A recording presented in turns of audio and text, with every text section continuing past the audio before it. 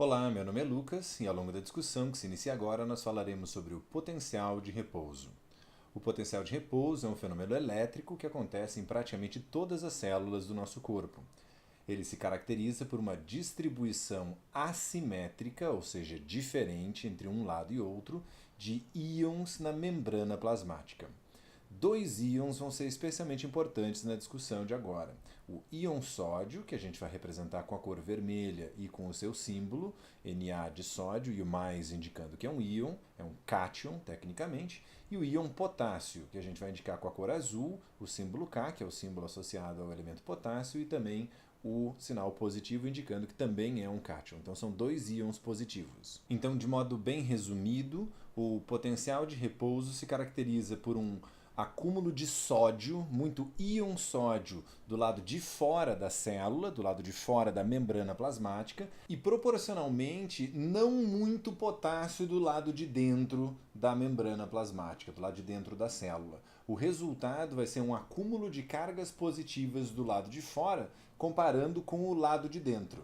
O lado de dentro vai ficar com menos cargas positivas, é um pouco estranho esse raciocínio, mas tem muita carga positiva fora e menos carga positiva dentro. Então, o lado de dentro da célula, a superfície interna da membrana plasmática, vai ficar negativa. Nesse vídeo, a gente vai explicar a formação desse potencial de repouso. Como a gente mencionou, a gente tem dois íons que vão ser mais importantes no processo e é os que a gente vai destacar nessa discussão, o íon sódio e o íon potássio. E a gente vai ter também a participação de duas proteínas da membrana plasmática. Uma delas é a bomba de sódio e potássio, que a gente vai representar dessa maneira.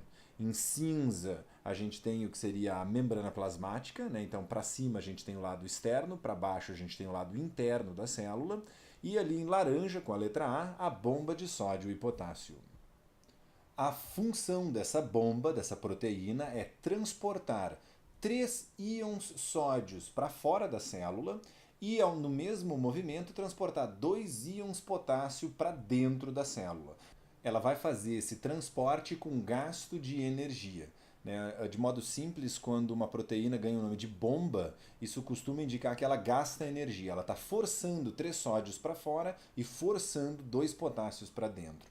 A gente vai iniciar aqui com uma representação como se tivesse potássio fora, como se tivesse sódio dentro, e o que vai acontecer é que essa bomba vai encaixar cada um dos três sódios no seu lado interno, vai encaixar dois potássios do lado externo e vai mover esses íons todos para o outro lado. Então eu vou acabar com sódio do lado de fora e potássio do lado de dentro depois que a bomba fez a sua operação. O resultado, então, vai ser um acúmulo de sódio no lado externo e um acúmulo de potássio no lado interno. Fica com uma cara mais ou menos assim, um monte de sódio do lado de fora e um tanto de potássio do lado de dentro. Mas como a bomba retira, joga para fora, 3 íons sódios para cada 2 íons potássio que ela joga para dentro, o resultado vai ser muito mais sódio do lado de fora e não tanto potássio do lado de dentro. Eu já estava usando essas expressões antes, mas acumula muito sódio e não acumula tanto potássio dentro. Então a gente tem um acúmulo de cargas positivas no lado externo, tem muito mais sódio do lado de fora, e do lado interno a gente vai ter menos potássio. Então, na comparação, o lado interno fica negativo. Então, mais uma vez, tem um monte de sódio do lado de fora, e se vocês quiserem, contem o número de sódios do lado de fora. Vai ter muito mais carga positiva fora. E do lado de dentro tem uma certa quantidade de potássio, mas menos potássio dentro do que tem sódio fora. Então, se eu contar o número de cargas positivas fora e cargas positivas dentro, eu vou ter uma quantidade maior de carga positiva fora, e na comparação, então, do lado de dentro vai ficar negativo. Então, a bomba de sódio e potássio, ela explica uma coisa que eu costumo sintetizar, que é sódio fora, potássio dentro, e uma certa carga positiva fora e na comparação negativa do lado de dentro.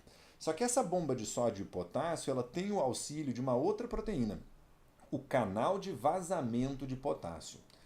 Essa proteína, esse canal, ele permite, ele representa, ele é uma abertura entre o lado externo e o lado interno e permite que o íon potássio passe por esse canal, passe por essa abertura.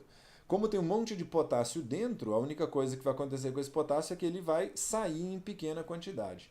Então a função do canal de vazamento de potássio é deixar o potássio vazar. Qual vai ser a consequência disso?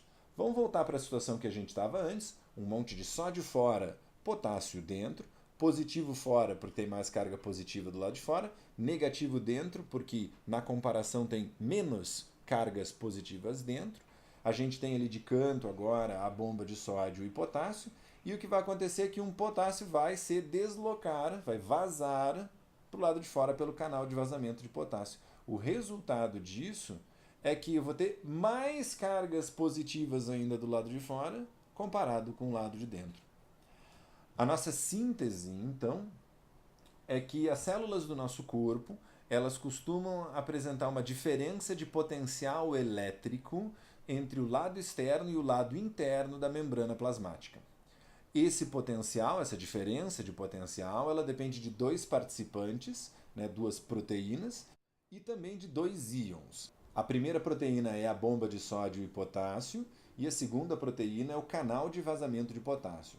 Juntas, elas movem íons de um lado para o outro da membrana plasmática, e o resultado é sódio fora, potássio dentro.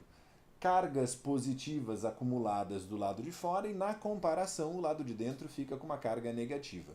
Tudo isso vai requerer o gasto energético. Né? Esse gasto ele é específico da bomba de sódio e potássio. Né? O canal de vazamento por si só não requer gasto de energia, mas a bomba de sódio e potássio gasta bastante energia em qualquer célula. E esses movimentos que a gente descreveu, de sódio sendo jogado para fora, potássio sendo jogado para dentro, um pouco de potássio vazando, esses movimentos eles estão sempre acontecendo nas nossas células. Não é algo que acontece uma vez e fica organizado. Constantemente precisa jogar sódio fora, potássio para dentro.